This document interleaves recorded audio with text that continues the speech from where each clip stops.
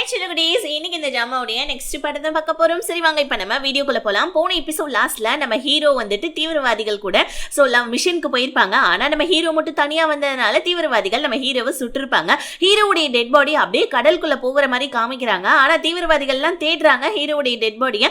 ஆனா dead body கிடைக்கவே இல்லை. இதனால அவங்க அப்படியே ரிட்டர்ன் ஆயிடுறாங்க. அந்த டாக்டர் விட்டு கூட இங்க நம்ம ஹீரோ பத்தி நினைச்சுக்கிட்டு சாப்பிடாம கொள்ளாம இருக்காங்க. இதனால ஹீரோவுடைய கொலீக்ஸ் எல்லாம் ஹீரோயினுக்கு கொண்டு போய் சாப்பாடு கொடுக்க ஹீரோயின் அவங்களே பிடிச்சி திட்டிட்டு இருக்காங்க. ஹீரோ இந்த மாதிரி வந்துட்டு போய் ஒரு நாள் ஃபுல்லா ஆகுது, அவனை பத்தி இன்னும் வந்துட்டு எந்த விதமான டீட்டெயிலும் கிடைக்கல, உங்களுக்கு ரெஸ்பான்சிபிலிட்டி இல்லையா, நீங்க என்ன அவ்வளோ கல் நெஞ்சக்காரங்களான்னு சொல்லிட்டு அந்த பிள்ளையை பிடிச்சி திட்டிட்டு இருக்கா. அந்த பிள்ளை என்ன சொல்றா, உனக்கு ஹீரோ மட்டும் தான் வேணும்ன்றனால நீ ஹீரோ மட்டும் பத்தி தான் பேசிட்டு இருக்க.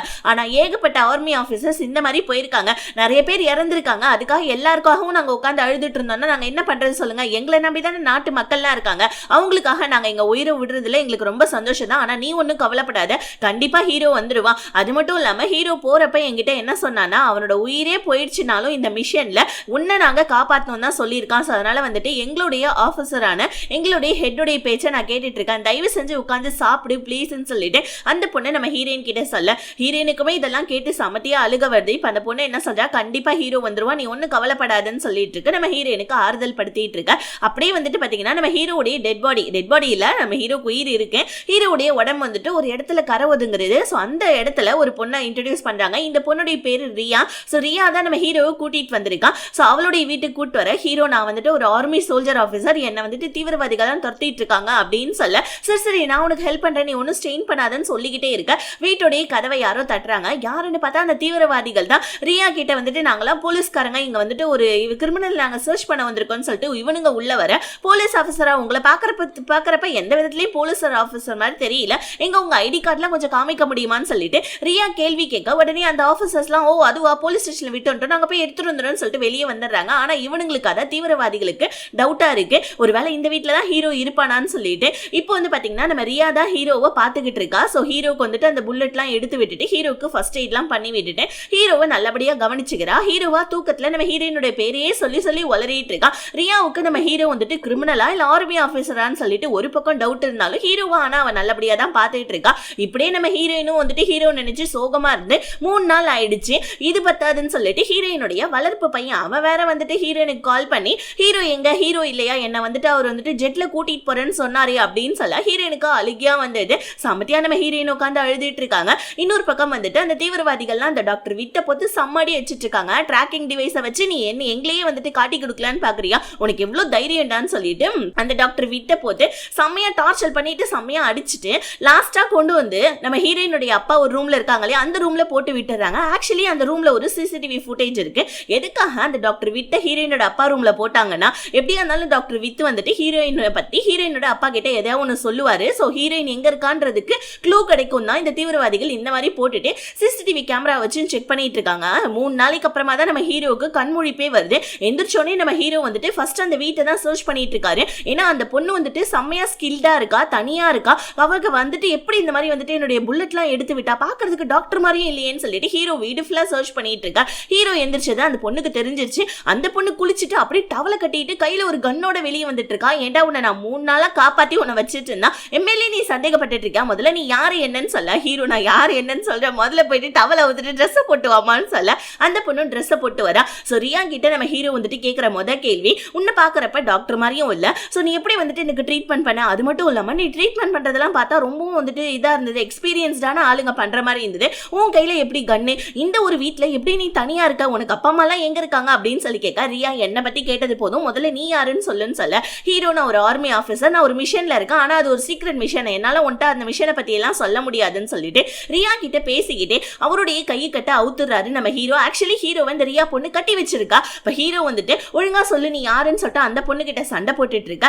ஆனா ரியாவுடைய வீட்டுக்கு வந்துட்டு தீவிரவாதிகள்லாம் வந்துட்டாங்க. நம்ம சண்டையை அப்புறமா வச்சுப்போம், முதல்ல இந்த தீவிரவாதிகளை முதல்ல கவனிக்கணும்னு சொல்லிட்டு ரியாவும் நம்ம ஹீரோவும் கை கோக்குறாங்க. 2 பேரும் சேர்ந்து வீட்டுக்குள்ள ரியாவுடைய வீட்டுக்குள்ள வந்து தீவிரவாதிகளை ஒவ்வொருத்தரா பதுங்கி அடிச்சிட்டு இருக்காங்க.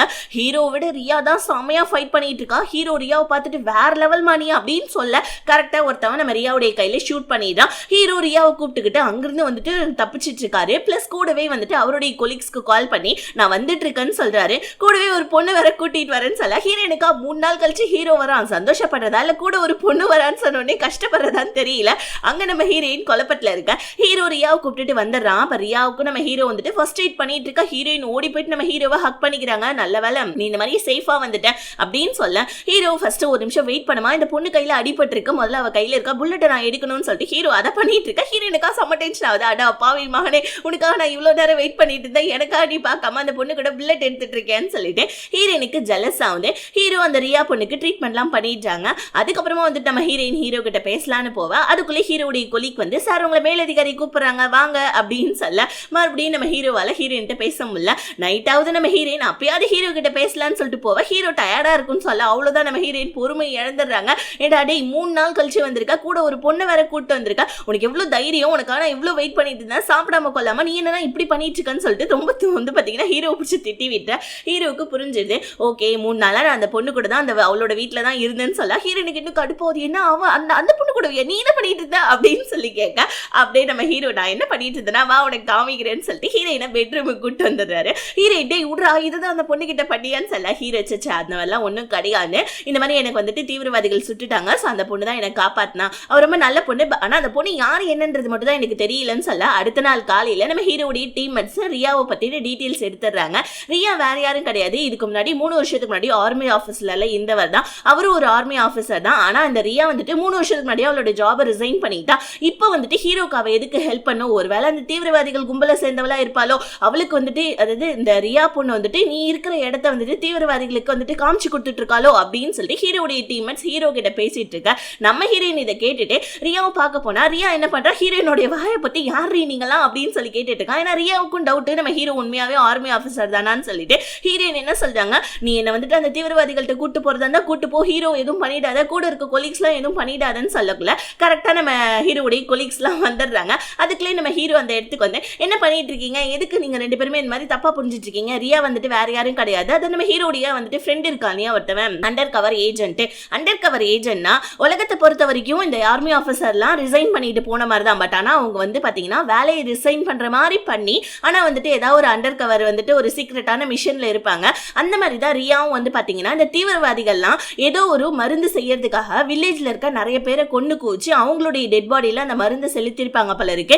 அந்த மருந்தை வந்து பாத்தீங்கன்னா யார் அந்த மாதிரி வந்துட்டு ஆக்சுவலி வந்துட்டு தீவிரவாதிகள் தான் கடத்துறாங்கன்னு ரியாவுக்கு தெரியாது. அது யாரு கடத்துறாங்க, எதுக்காக ஹியூமன் டிராஃபிக் பண்ணிட்டு இருக்காங்கன்னு சொல்லிட்டு அண்டர் கவர் ஏஜென்ட்டா தான் ரியா வந்துட்டு ஒர்க் பண்ணிட்டு இருக்கா போல இருக்கு.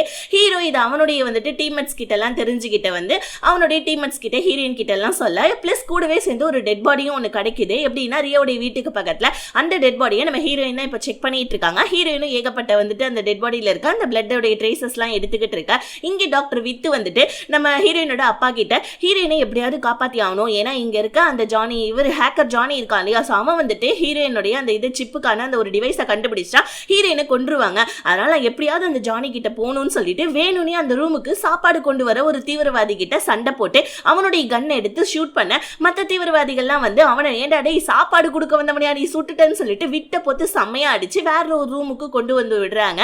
ஆனா நம்ம விட்டோடைய நல்ல நேரமும் ஹீரோயினோட நல்ல நேரமும் அவனை கொண்டு வந்து விட்ட ரூம்ல தான் அந்த ஜானி ஹேக்கரும் இருக்கான். இங்க நம்ம ஹீரோயினோட அப்பா கூட வேற ஒரு டாக்டர் இருக்கார்ல, இந்த ஆள் தான் வந்துட்டு அந்த தீவிரவாதிகள் கும்பலை சேர்ந்தவன். இவன் வந்துட்டு ஸ்பைன் தானே சொல்லிட்டு இருந்தேன். இவன் வந்துட்டு பாத்தீங்கன்னா இவனுடைய பேரு டாக்டர் தீரா. சோ இந்த டாக்டர் தீரா வந்துட்டு ஹீரோயினோட அப்பா கிட்ட எதுக்காக இங்க வித்து வந்தா, வித்து ஹீரோயின் இருக்கிற இடத்த பத்தி ஏதாவது சொன்னானா, ஏதாவது நம்மளை காப்பாத்த போறானான்னு சொல்லிட்டு ஹீரோயினோட அப்பா கிட்ட வித்து சொன்ன சீக்கிரட்டை பத்தி கேட்கறான். ஆனா நம்ம ஹீரோயினோட அப்பா பெருசா எதுவும் சொல்லவே இல்லை. இந்த நேரம்னு பார்த்து தீவிரவாதிகள்லாம் அந்த டாக்டர் தீராவை என்னடா நீங்க எப்ப சண்டை போட்டுக்கிட்டே இருக்கீங்கன்னு சொல்லிட்டு தீராவை வெளியே கூட்டிட்டு வர. அப்ப தீரா கத்திட்டு இருக்கான், ஐயோ லாஸ்ட் நேரத்தில் இப்படி என்ன வெளியே கூட்டிட்டு வந்துட்டீங்க, நான் முக்கியமான ஒரு கொஸ்டினை வந்துட்டு கேட்டுட்டு இருந்தேன், அந்த டாக்டர் வித்து என்ன சொன்னான்றதுன்னு சொல்ல. ஆனா இப்ப நம்ம ஹெட் அதாவது தீவிரவாதிகளுடைய ஹெட் தீராவை பார்த்து என்ன சொல்றாங்க, நீ வந்துட்டு டெத் எக்ஸ்போ அப்படின்ற ஒரு மருந்து கண்டுபிடிச்சு தீவிரவாதிகள்ல வந்துட்டு பாத்தீங்கன்னா ஒரு மருந்து ஒன்று நான் சொன்னலையோ அந்த மருந்துடைய பேரு டெத் எக்ஸ்போ. ஸோ அந்த டெத் எக்ஸ்போன்ற ஒரு மருந்தை நீ கண்டுபிடிச்சு பக்கத்துல இருக்க வில்லேஜஸ்க்கு எல்லாத்துக்குமே நீ வந்துட்டு அதை எக்ஸ்பெரிமெண்ட் மாதிரி பண்ண இல்லை. ஆனா அதோடைய ஒரு டெட் பாடி வந்துட்டு ஹீரோடைய டீம் கையில போயிடுச்சு. ஸோ அந்த டெட் பாடியை வச்சு அவங்க வந்துட்டு செக் பண்ணிட்டு இருக்காங்க, இப்ப நம்மள மாட்டிக்க போறோம்னு சொல்ல. ஆனா இந்த டாக்டர் தீரா என்ன சொல்றான், கண்டிப்பா கிடையவே கிடையாது, ஏன்னா அந்த டெத் எக்ஸ்போடைய அந்த மருந்தோடைய வீரியம் வந்துட்டு வெறும் 12 மணி நேரம் மட்டும்தான் இருக்கும். எப்படிப்பட்ட வந்துட்டு ஒரு ரிசர்ச் பண்றவங்களாலையும் கண்டிப்பா வந்துட்டு அந்த மருந்தை கண்டுபிடிக்க முடியாது, ஏன்னா அது உடம்புக்குள்ள செலுத்தினா 12 மணி நேரத்துக்குள்ள அது வந்துட்டு ரத்தத்தோட கலந்துரும், அதுக்கப்புறம் யாராலையுமே அதை கண்டுபிடிக்க முடியாது, நீ ஒன்றும் பெருசா வந்துட்டு ஃபீல் பண்ணாதீங்கன்னு சொல்லிட்டு டாக்டர் தீரா வந்துட்டு அந்த அந்த இவங்க இருக்காங்களே தீவிரவாதிகளுடைய ஹெட், ஸோ அவங்க கிட்ட சொல்லிட்டு இருக்க. இன்னொரு பக்கம் நம்ம ஹீரோவுடைய டீம்மேட்ஸ், அதுக்கப்புறமா வந்து பாத்தீங்கன்னா நம்ம இவங்க ரியா, ஸோ இவங்க 3 பேருமே அந்த வில்லேஜஸ் எல்லாத்தையுமே கடத்துறதுக்காக தீவிரவாதிகள் வந்துட்டு வில்லேஜ்ல இருக்க ஒரு பெரிய வந்துட்டு கையால் எப்படி சொல்ல, பெரிய வில்லேஜ்ல இருக்க ஒரு டான்னு சொல்லி வச்சுக்கலாமே, அந்த டானை தான் யூஸ் பண்ணியிருப்பாங்க.